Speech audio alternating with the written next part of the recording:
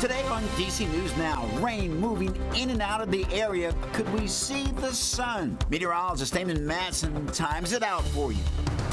Virginia's under a state of emergency as Hurricane Helene makes its way. I'll tell you how businesses in Old Town are preparing. Which presidential candidate has the support of Virginia voters, and who do Virginians think is better on the major issues? We're breaking down the numbers from a new poll. DC Circulator community will have a chance to sound off at a roundtable here about its shutdown. And celebrating the season with a weekend of art and culture. An absolutely insane fun time. We'll show you how you can check out art all night. You're watching the station covering all of the DMV. This is DC News Now. Well, good afternoon, and thank you for joining us for the news at noon. I'm Mark Hall. Meteorologist Damon Madsen joins us now with the latest check on the forecast. Damon, another gray, dreary day, but I guess the good news is that the rain is cleared out, at least for now. Exactly. A small little break for us here, Mark, in what has otherwise been a very busy end to the week in the weather world. A lot going on, folks. And this morning, we saw some of that activity rolling through. We had some very steady, even heavy rain. There it is, crossing portions of Northern Virginia, Maryland, and the district. This was mostly 4, 5, 6 a.m. So right as a lot of you out there were getting ready to start your day, maybe getting out on that morning commute, this rain came dumping down, causing some problems across the region. Now, this activity has nothing to do with what's going on in the tropics well to our south. So this is a totally separate storm system that brought along this rainfall, and we still have one active flood warning from all of that heavy rain early this morning. This is down in Madison County, Virginia, just to the south and west of Culpeper there, where they picked up around 2 inches just from that rainfall earlier this morning. Now, this flood watch as well, you see here in the dark green shade for Madison, Rappahannock counties, that flood watch takes effect tomorrow morning going into Friday night, and that flood watch is for some of the rain we are eventually going to pick up from Helene. And speaking of which, after we have a dry but cloudy afternoon, some light rain showers from the very outer edges of that tropical system will nudge in by the time we get toward this evening tonight. Now, this rainfall we're expecting for mostly all of the DMV, it is not expected to be any sort of major issue, especially because it is going to start out just light, a continuation of the soggy setup we've had most of this week. But again, Helene is the big story. Look at this beast of a storm. It's looking nastier by the hour as it continues to gain strength, rolling on toward the Florida coastline, and then it will make its way inland from there as we head into the upcoming weekend. So we'll talk more about the rainfall we could see from Helene and what that could mean for your weekend plans. That's all coming up in your full forecast in just a bit.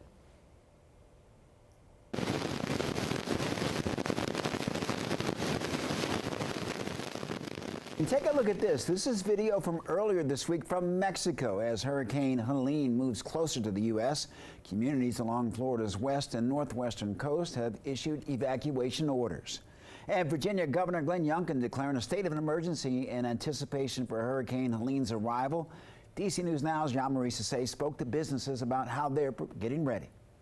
The remnants of Hurricane Helene expected to move over our area this weekend. Governor Glenn Youngkin declared a state of emergency, and businesses say they're ready. We're just used to it. We're used to it. Businesses in Old Town Alexandria, like Misha's Coffee, are used to flooding due to high tides. I know that sometimes the water has come up onto the sidewalk, and we have had to shut down once or twice just so that customers don't have to wade through the water. The anticipation of heavy rain, wind, and flooding from Hurricane Helene has Virginia under a state of emergency. Employee Jay Harder says they're not too concerned. We have sandbags on standby for the most extreme cases. We'll set them up and put them in front of the door. We're planning on being open for business just as usual. As businesses get ready for Hurricane Helene, here's what you can do to prepare as well. Make a plan, ensure your household knows how to get to a safe place, contact each other, and prepare for any scenario. You also want to make sure you have an emergency kit with all your needs like food, medical needs, emergency funds, and more. And stay informed by keeping up with the Virginia Department of Emergency Management and DC News Now. Now, the Virginia Task Force 1 landed in Florida on Wednesday to help with the emergency efforts down south. And for the latest on Hurricane Helene, you can stick with us on DC News Now. Reporting in Alexandria, I'm Jean-Marie Sissay, DC News Now. Yeah, Marie, thank you. In Maryland, a judge denies a motion that would allow D.C. sniper Lee Boyd Malvo to vacate his murder convictions from the D.C. sniper attacks. He's one of two killers, along with John Allen Muhammad, who was executed in 2009. Together, they shot 16 people and killed 10. Malvo pled guilty to 6 murders and was sentenced to life in prison without the possibility of parole. His attorneys called his resentencing, citing a 2022 Maryland Supreme Court case that ruled Malvo received an illegal sentence under the 8th Amendment. We need to explore next steps for him to make sure he has an opportunity to show the person that he is. The judge also issued a bench warrant that will serve as a detainer should Malvo be released in the future. In Maryland, Montgomery County has given over $1 million to nonprofit and faith-based organizations at risk of experiencing hate crimes. The funds are part of the county's fiscal year budget, and eligible organizations can request up to $15,000. Leaders encourage organizations to apply for those grants before October 18th. Well, DC News Now is your local election headquarters, and the new poll from Emerson College and our news partners, The Hill, shows Kamala Harris with the edge right now in Virginia. The poll shows Harris leading the former president by 8 points. DC News Now's Tosin Fakile is in studio breaking down the numbers.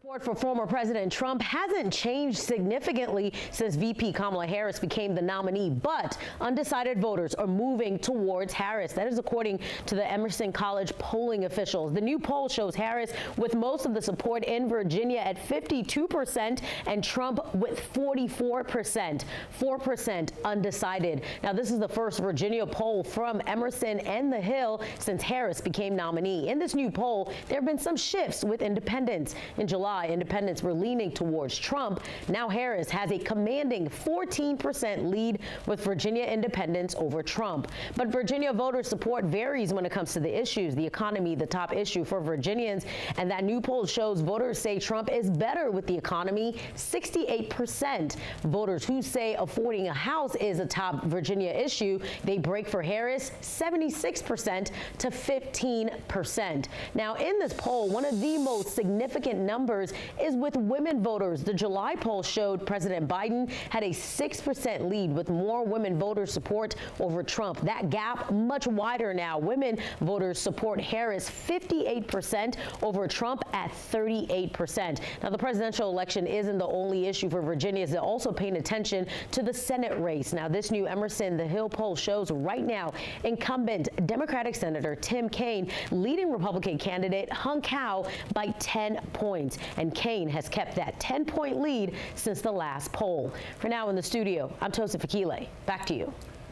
Our thanks to Tosin. Both Vice President Kamala Harris and former President Donald Trump are out on the campaign trail in those key swing states.